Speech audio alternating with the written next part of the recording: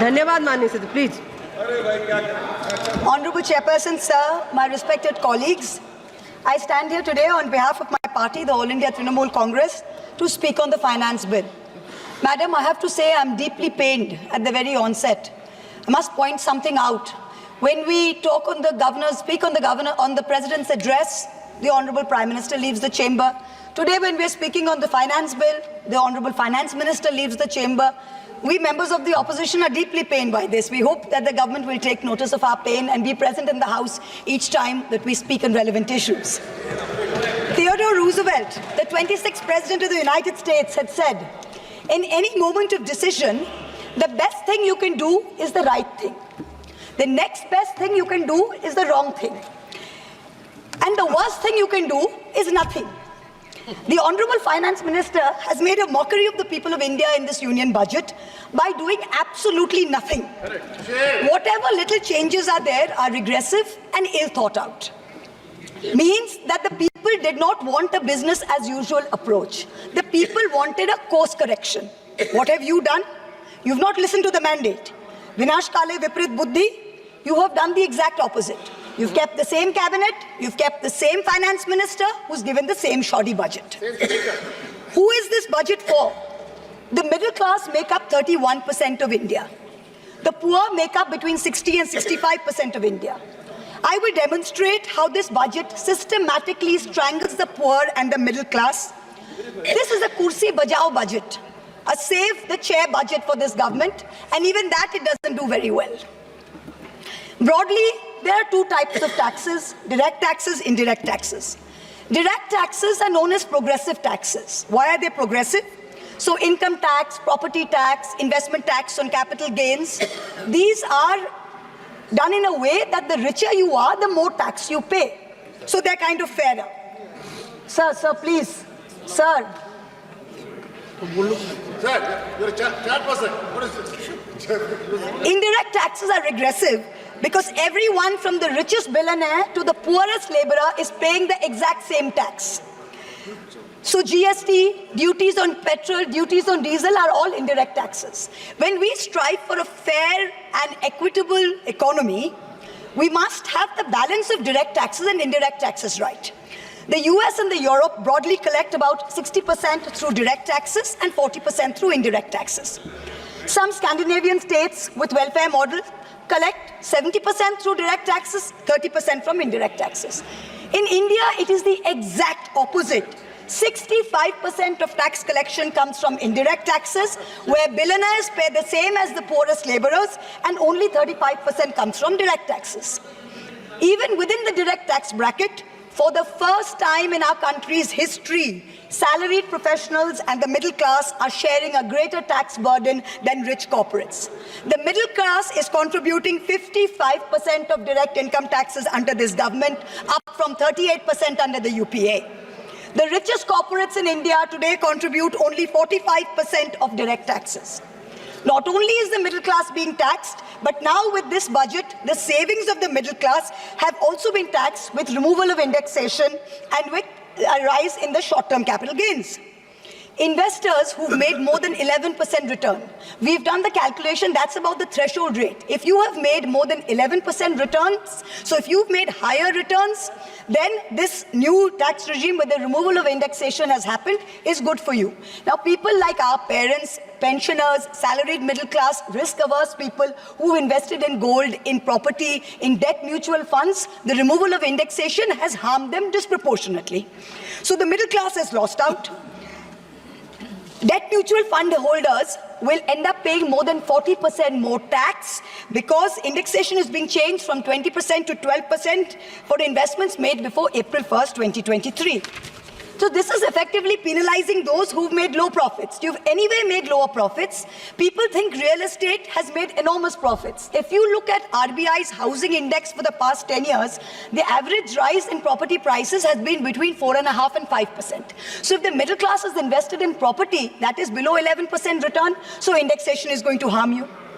The current GST regime is irrational and iniquitous. There is 18% GST levied on life insurance and medical insurance products.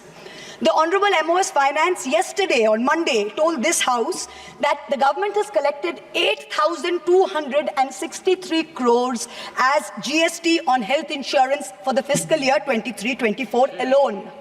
This is blood money. Our Honorable Chief Minister Mamata Banerjee wrote a letter to the Finance Minister, to the Centre, pointing out that this is a completely anti-people tax. What is life insurance? What is health insurance? It is people guaranteeing and spending money and protecting against life's uncertainties, against accident, against injury, against ill health, against death. What are you doing? You are imposing GST, same rate that a billionaire pays, the poorest middle class person has to pay. So people are deterred from taking out new policies. People are deterred from continuing existing insurance. This should be removed at the earliest. Now let me now move on to what affects more than 70% of Indian citizens, social sector allocations. The general trend over the past decade, in every budget in the last 10 years, of which our Honorable Finance Minister has presented 7, has been in nominal terms, you have allocated more money to the social sector. But if you account for inflation and you look at real allocations, inflation adjusted, allocations have seen reductions of over 25% in the past 10 years. I'm going to look at real allocations, that is adjusted for inflation, for some major schemes in the past 10 years. Sarva Shiksha Abhijan, minus 18%. Rashtriya Madhyamik Shiksha Abhiyan, minus 9%. ICDS, which affects every child, it's a school scheme, minus 34%. Mission Anganwadi, minus 5%. PM Poshan, minus 45%. PMGSY, those of us who have rural areas, the Pradhan Mantri Gram Sadak Yojana scheme, minus 47% reduction in real terms. The National Social Assistance Program, minus 20%. The combined expenditure on 5 social schemes, the top 5 social schemes as a percentage of GST, of GDP, has declined from a peak of 0.93%, so almost 1% of GDP in 2009-10. Do you know where it is today in 23-24? It is 0.36%. It is only a third of what it was in 9-10. The Manrega budget during COVID, when the centre was telling all the states, please give employment to the labourers, they are going back. The Manrega budget in 2021 was 0.6% of GDP. Do you know what it is today? 0.26%. No, shame. Specific budget figures for 24-25 are shameful. Specific figures, let's look at the specific figures. The allocation for Samarth, which is maternity entitlement and the creche scheme, has been reduced by 70 crores compared to budget estimates of last year. The budget for the National Social Assistance Program, for again those of us with rural areas, you know how important this is. This is what gives social security pensions to the elderly, to single women, to disabled. This is unchanged from last year at 9,652 crores. 9,600 crores, same as last year, no adjustment for inflation. The central contribution to social security pensions has been unchanged since 2014. It was 200 rupees in 2014. It is still 200 rupees per person today. The price of the cutlets in the parliamentary canteen in the last 10 years have been adjusted for inflation with the government's approval. The price of the cutlets in the parliamentary canteen have more than doubled. But when it comes to giving social security for the poorest of the poor, it is still 200 rupees in the last 10 years, no change. This budget's allocation, there is no room for higher salaries for Anganwadi workers. Their salaries have been unchanged since 2018. No room for higher honorarium for midday meal cooks. You have to understand a lot of the women in villages depend on only Anganwadi sectors and midday meal sectors for any source of employment. There has been no higher allocation for supplementary nutrition given to children. The National Food Security Act, the NAFSA, mandates coverage of 67% of the population through PDS. The Prime Minister has very proudly proclaimed that this is a food surplus country. Fine. Then why have we not increased the population covered under rations? Since 2011, you have not had a census. Since you have not had a census, you have not increased the number of people being covered under rations. Also, one very important question. Why is the central government blatantly defying the directions of the Supreme Court? We went to the Supreme Court on the migrant workers case. The Supreme Court gave an order, a direct order to the central government, that the central government is to give rations to 8 crore migrant workers of the unorganized sector who have been left out of the food security net. The last hearing was on 16 July 2024. Court again said that you have to please give money to the states which have issued additional cards, ration cards. But there's no room in the budget for this. There is no allocation. In this rush to protect its own chair, the government is making a very dangerous mistake, which is it's not giving enough to protect our borders. Military experts have repeatedly warned us that India's military capability has to be modernized because we are fighting on two fronts. One is against China, we need a dissuasive deterrent. Against Pakistan, we need an offensive deterrent. The budgetary allocation for defense in this budget is 6.22 lakh crores. This is a marginal decrease of 2,000 crores compared to revised budget estimates. We have reduced it by 2,000 crores. This year's allocation, the budget defense allocation, is 1.9% of GDP. This is the lowest since 1960, the lowest. Shame. Despite many economic constraints, past governments had always given close to 3% of GDP, which is the universal norm for defense. Over the last decade, ever since this government's been in power, it's been hovering around 2%. We have been unable as a government to compel China to restore status quo ante-April 2020 on the line of actual control. We have been unable to deter Pakistan. In the last 2 months alone, over 50 security personnel and about 10 civilian pilgrims have been killed in Jammu. Capital expenditure on military equipment, 1.7 lakh crores. On paper, this shows that it's almost a 10% increase. What we haven't taken into consideration is this increase was largely due to Russia's inability to supply contracted weapons to us because of the Ukraine war. If we take into account inflation and we take into account the rising dollar rate, we're almost flat. The gap between projections made by the armed forces and between actual allocation is 17 to 23%. That's the gap. कुर्सी बचाने में आप मस्त थे, देश को भी देखिए.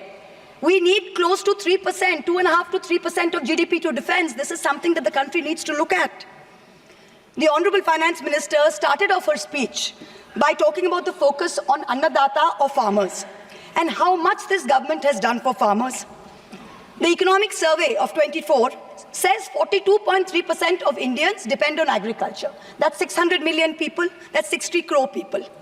If I looked at the Economic Survey, 22nd July, very carefully. What did the headline say? The headline says, agricultural sector has registered an annual average growth rate of 4.18% in the last 5 years.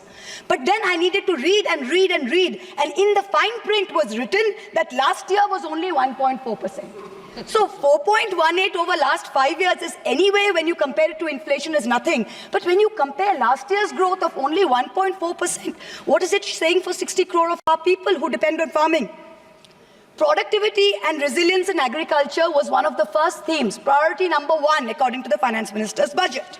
She had made 9 priorities. This was priority 1. But the provision for agriculture and allied sectors is only 1,52,000 crores. Whereas the provision for one bullet train from Ahmedabad to Mumbai is 1,08,000 crores. Please look at the comparisons, everybody. Priority 2, Finance Minister said, is employment and skilling. This government has got the worst track record of creating jobs. India has more jobs in the informal sector, not in the formal sector. The budget is talking of an internship program with the top 500 companies. This is a joke. The top 500 companies employ 70 lakh people in total. That is 1% of the total workforce. Our workforce is about 57 crores. You are expecting companies which have a total which employ 70 lakh people to give employment to 1 crore interns. Please let us know how this is going to happen. I'm really curious. The real problem is somewhere else. The real problem is that 10.3 crore youth have basically become so dejected, they have given up looking for jobs. The Finance Minister, she mentions skilling loans, she mentions education loans. Skilling loans are for 25,000 people, education loans are for 1 lakh people. The country has 140 crore people. Now, what are we doing? Priority 3, according to the Finance Minister, inclusive human resource development and social justice. In this section, the budget says, first on Bihar, we will support expressways. What you're not saying is that you will make expressways which will charge very high tolls. So you are recovering the money, you're not doing anyone a favor. You're charging backbreaking tolls. You might give another bridge which might collapse. Yes. You will set up another power plant, which like Jharkhand may also be outsourced to a favorite businessman. He can be given a nice juicy PPA and sell more imported coal.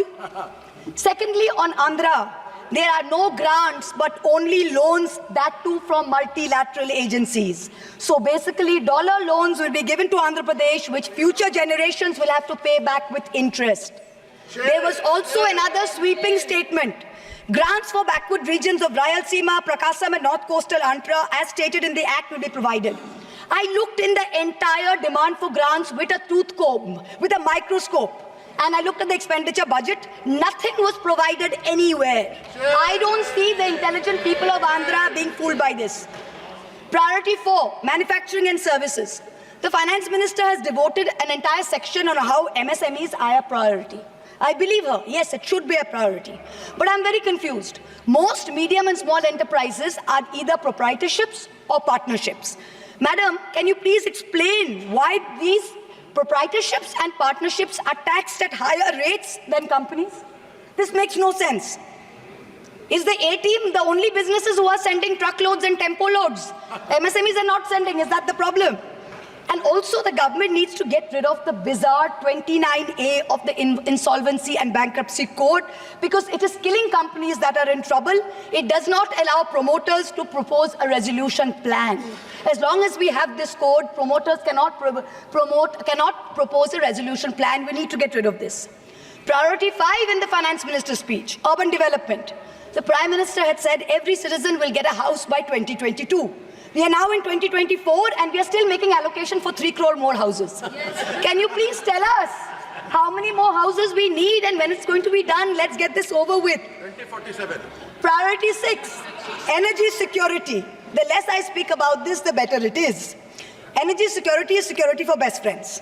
It's created by allowing best friends to import low-grade quality coal, mark it up as high-grade quality coal, and sell it to state development corporations at the cost of the country's environment, at the cost of the health of our citizens. Priority 7, the Finance Minister said, was infrastructure. She announced in a true style of Shagun that she is gifting the nation 1,11,111 crores. 111,111. This is flat on last year.